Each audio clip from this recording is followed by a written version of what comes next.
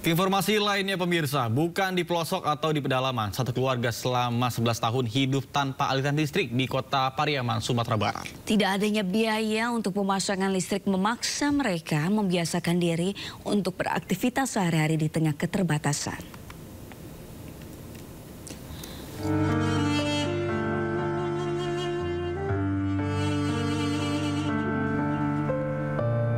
Beginilah rutinitas Amiruddin sehari-hari. Setiap menjelang malam, ia menyiapkan lampu teplok dari botol bekas untuk penerangan di dalam rumahnya. Meski tinggal di pusat kota Pariaman, tepatnya di Kelurahan Ujuang Batuang, Kecamatan Pariaman Tengah, Kota Pariaman, kehidupan tanpa listrik sudah bagian dari kehidupan mereka sehari-hari. 11 tahun lamanya, Amiruddin dan keluarga menghadapi situasi seperti ini. Penghasilannya sebagai pekerja serabutan tidak mampu membayar biaya pendaftaran listrik. Sementara sang istri hanya berpenghasilan Rp15.000 dari upah membuat sarang ketupat. Udah 11 tahun. Itu gimana rasanya tuh, Pak? Ya, gelap-gelapan lah. Kalau aktivitas gimana, Pak? Apa adanya gitu. Ya. Kalau Nana belajar gimana, Pak? Anak-anak belajar nggak susah ya, karena gelap.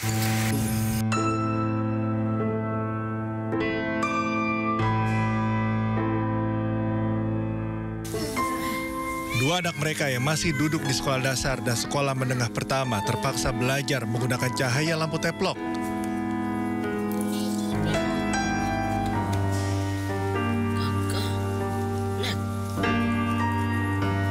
Jika cuaca baik, keduanya memanfaatkan lampu penerangan jalan untuk belajar.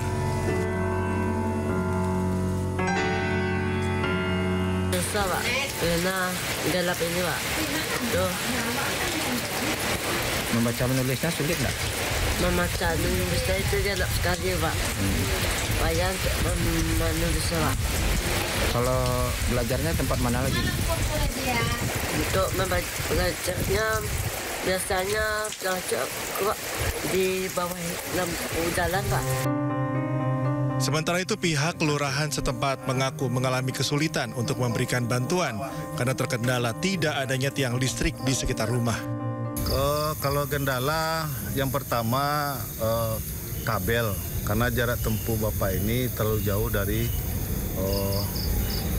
pangkalan yang listrik yang paling ujung sana tuh. Kemudian tentu tambah tiang. Nah, kalau PLN kalau cuma satu rumah kira-kira tidak bakal mau PLN. Di tengah gemerlapnya pusat kota, terselip keluarga Amiruddin yang mencoba bertahan dalam kegelapan malam. Sang anak pun tak menyerah untuk belajar demi masa depan yang lebih baik. Dari Pariaman, Sumatera Barat, Eka Guspriyadi, iNews melaporkan. Pemirsa, polemik keaslian ijazah Presiden ke-7 Republik Indonesia Joko Widodo masih menjadi perbincangan publik. Kelompok masyarakat dari Aliansi Pro Demokrasi Jawa Tengah mendorong agar dokumen dibuka transparan. Perwakilan Prodem Jawa Tengah mendatangi kantor Komisi Informasi Publik atau KIP Provinsi Jawa Tengah di Kota Semarang Kamis siang.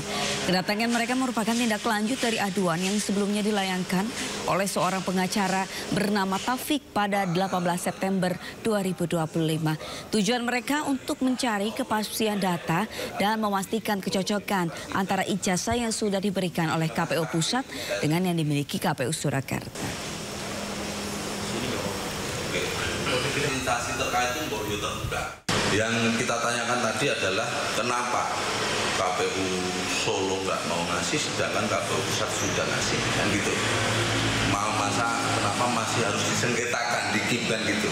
Jadi masyarakat ini bertanya-tanya ada apa sih kan gitu tentang KPU Solo, dan KIP sangat respon lah terhadap kita untuk membantu menangani sengketa yang terjadi antara pihak pemohon ya kita sama teman-teman, kalau kita ini memperhatikan supaya tidak simpang siur informasi publik itu. Roy Suryo mengaku punya bukti baru dalam kasus ijazah Jokowi.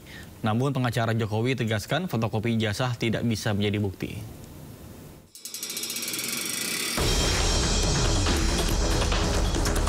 Tim Roy Suryo mengungkap temuan baru terkait dugaan ijazah palsu Presiden ke-7 Joko Widodo. Temuan baru tersebut menguatkan hasil penelitian digital forensik yang menyimpulkan dugaan ijazah palsu Joko Widodo. Dokumen dari KPU dianggap sebagai objek yang sama dengan ijazah yang mereka teliti sebelumnya. Oke, nah ini ya. Meskipun ini kami pertanyakan, ada beberapa kok ditutupi. Ya, jadi uji konsekuensinya itu lagi kita bersurat lagi dengan Pak Bonatua dan Mas Michael itu yang ada di belakang sana. Kita lagi pertanyakan dan apalagi ini legalisasinya ini kan tahun 2019. Kita bersurat juga untuk yang legalisasi tahun 2014, itu juga kita minta legalisasi tahun 2005 di Jakarta, legalisasi tahun tahun 2010 yang ada di Solo juga kita minta. Sementara itu, kuasa hukum Joko Widodo Yakub Hasibuan menegaskan fotokopi ijazah yang diklaim sebagai ijazah palsu adalah tidak benar. Oleh Bareskrim juga sudah dinyatakan asli karena sudah dilakukan lapor yang menurut kami sebenarnya tidak perlu sampai lapor. Namun proses hukum sudah berjalan dan sudah dipastikan itu asli sehingga dihentikan penyelidikannya. Jadi karena mereka mendapatkan fotokopi itu tidak bisa membenarkan bahwa seakan-akan tuduhan ijazah palsu itu terbukti. Kan nggak ada hubungannya. Kemarin mereka masih bilang, ya saya akan analisa, saya akan periksa lagi. Loh, kok Anda baru mau periksa? Sebelumnya, Bareskrim Polri menyatakan ijazah Jokowi identik. Sementara kasus ijazah palsu di Polda Metro Jaya masih berproses dan telah naik penyidikan. Tim Liputan iNews melaporkan. Pemirsa, kasus ijazah Jokowi seperti drama seri yang tidak ada akhir. Dewan Pers pertanyakan arah dari kasus ijazah Presiden ke-7 RI tersebut.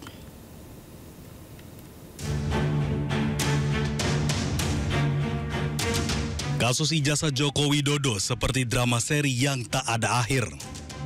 Ketua Dewan Pers Komarudin Hidayat pun ikut berkomentar. Sebab menurut Komarudin hanya di Indonesia ijazah presiden dipermasalahkan. Komarudin pun mempertanyakan maksud isu ijazah Jokowi tersebut. Saya sendiri tidak tahu, Bu, agenda apa, drama apa yang tengah dipertontonkan di balik drama ijazah ini. Pasti di belakang itu ada agenda-agenda yang ada di balik cerita di permukaan.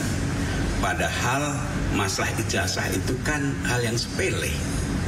Tunjukkan dengan bangga dan sukarela, silahkan diuji di lab sehingga selesai masalahnya.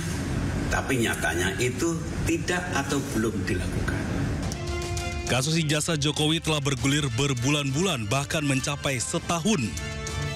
Sejumlah pihak mempertanyakan keaslian ijazah Presiden ke-7 RI tersebut. Bahkan proses hukum pun tengah berjalan. Namun Jokowi tetap dengan pendirian ijazah akan ditunjukkan di persidangan. Tim Liputan iNews melaporkan. Terima kasih Anda masih bersama kami di Sindot Today bersama saya Nata Arman dan Sabrina Hasila. Pemirsa, hujan deras bercampur angin kencang menyebabkan tenda pernikahan ambruk di Desa Mantren, Kabupaten Mojokerto. Angin kencang juga menyebabkan pohon beringin di SMA 2 Kota Mojokerto tumbang menimpa 5 sepeda motor.